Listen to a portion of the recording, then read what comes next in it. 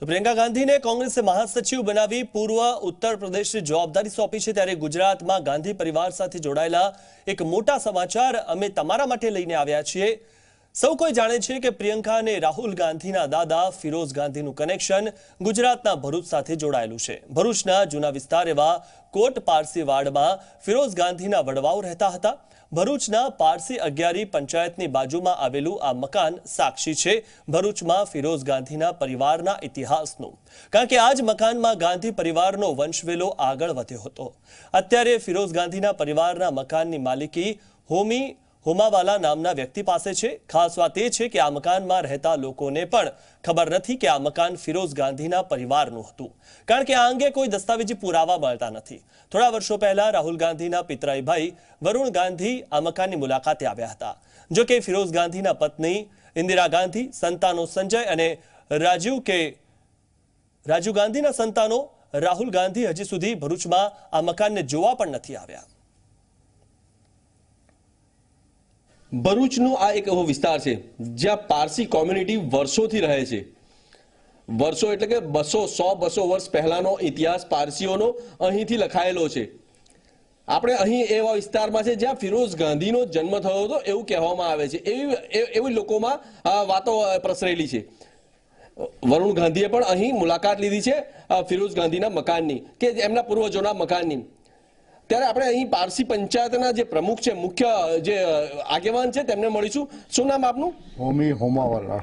હોમીભાઈ, એવું કહેવાય છે કે ફિરોઝ ગાંધી અહીંયા રહેતા હતા, કે એમનો જન્મ અહીંયા થયો હતો, ગાંધી પરિવારનું મકાન અહીં છે, તો આપ શું કહેશો એ બાબતે? ફિરોઝ ગાંધીનો જન્મ ભરૂચમાં થયો નથી, પણ લખનૌમાં થયેલો એવું મને ખબર છે। પણ બહુ વર્ષો પહેલા એમના પૂર્વજો અહીં રહેતા હતા, એ હિસાબે ફિરોઝ ગાંધી ભરૂચના એવી લોકવાયકા છે। બાકી ભરૂચમાં એમનો જન્મ કે એમના કોઈ કુટુંબીજનો કોઈ અહીંયા આવ્યા નથી, ને મારા જોવામાં આવ્યા નથી, અને મારા સાંભળવામાં પણ આવ્યા નથી। અને હાલમાં એ જે મકાન ફિરોઝ ગાંધીનું કહેવામાં આવે છે, તે મકાનની મુલાકાત વરુણ ગાંધીએ, ભાજપની જે તે છે મેમ્બર, તેને મુલાકાત લીધેલી હતી। બાકી તે સિવાય બીજી કોઈ જાણકારી નથી। અચ્છા, એમના કોઈ ડોક્યુમેન્ટ્સ કે એવું કંઈ પણ આપણી પાસે ખરું? એના કોઈ ડોક્યુમેન્ટરી એવિડન્સ અમારી પાસે છે નહીં, પંચાયત પાસે બી નથી, કે સિટી સર્વેમાંથી બી મળી શકે એમ નથી, કારણ કે 100-200 વર્ષ પહેલાની આ વાત છે ને। અત્યારે એટલી ઉંમરનો કોઈ માણસ પણ છે નહીં અહીંયા રહ્યા કે જે આ અંગે માહિતી આપી શકે। અને એ મકાન મેં પોતે જ હમણાં ગયા એપ્રિલ મહિનામાં વેચાતું લીધેલું છે ને મારા કબજામાં છે। અચ્છા, હોમીભાઈ, પારસી પંચાયત જે છે ભરૂચમાં પારસીઓનો દબદબો હતો એવું કહેવાય છે વર્ષો પહેલા, કે ઘણી મોટી સંખ્યામાં પારસીઓ રહેતા હતા। તો એવું કહેવાય કે ઇન્દિરા ગાંધીના પૂર્વજો જે છે તે અહીં રહેતા હોય એવું આપ કહી શકો?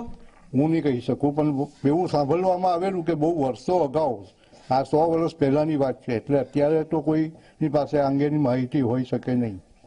અચ્છા, આપણે જોયું અહીંયા પારસી પંચાયતના પ્રમુખ છે હોમીભાઈ, અને તેઓ જાતે કહે છે કે આ અંગેની કોઈ પાસે માહિતી નહીં હોય, કારણ કે 100-200 વર્ષ પહેલાની જે ગાંધી પરિવારના પૂર્વજો છે તે અહીં રહેતા હતા, અને એ મકાન આજે હોમીભાઈએ પોતે જ ખરીદી લીધું છે।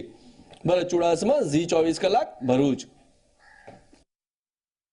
સદીઓ જૂનો ઇતિહાસ ભરૂચ શહેરનો છે। હજારો વર્ષ પૌરાણિક આ ઇમારતો આપ જોઈ શકો છો મારી પાછળ। 200 વર્ષ જૂનું મકાન આ ફિરોઝ ગાંધીનું છે એવું કહેવાય છે। ગાંધી પરિવારનો ઉદય આ મકાનથી થયો હતો। આપ જોઈ શકો છો કે એને પાઇપથી અને જે ક્રીલથી કોર્ડન કરવામાં આવેલું છે। હાલ આ મકાન પારસી અગિયારીના જે પ્રમુખ છે હોમી હોમાવાલા, તેઓએ એક નવસારીના ઈસમ પાસેથી ખરીદ્યું છે, તૈમૂર શાહ। અને તૈમૂર શાહનો ઇતિહાસ એવો છે કે તૈમૂર શાહે જે રાહુલ ગાંધી છે તેમના વંશજો, એમ કહેવાય કે ફિરોઝ ગાંધી છે, ઇન્દિરા ગાંધી, તેઓના વંશજો પાસેથી આ મકાન ખરીદ્યું હતું। પરંતુ હાલ એવું કોઈ ડોક્યુમેન્ટરી પુરાવા નથી, કે નથી કોઈ એવા ઠોસ પુરાવા, કે કોઈ વ્યક્તિ અહીં એવા હાજર નથી કે જેઓ કહી શકે કે હા, ખરેખર આ મકાનમાં ફિરોઝ ગાંધીનો જન્મ થયો હતો। હાલ તો એક પ્રશ્ન એવો છે કે ભરૂચ શહેરમાં ફક્ત 5 પારસી પરિવારો છે, જેમાંથી એક હોમીવાલા, તે આ પારસી અગિયારીના પંચાયતના પ્રમુખ છે, અને તેઓએ આ મકાન ખરીદી લીધું છે। ભરત ચુડાસમા, ઝી24 કલાક, ભરૂચ। આપને ખબર છે કે ફિરોઝ ગાંધીનું મકાન અહીંયા છે, કે ઇન્દિરા ગાંધીના પૂર્વજ પરિવારનું? એનો નંબર કે એનું નામ નિશાન નથી। અચ્છા, આ રસ્તો છે ને નવો બનેલો છે, તેની મારી પાસે લખાણ છે।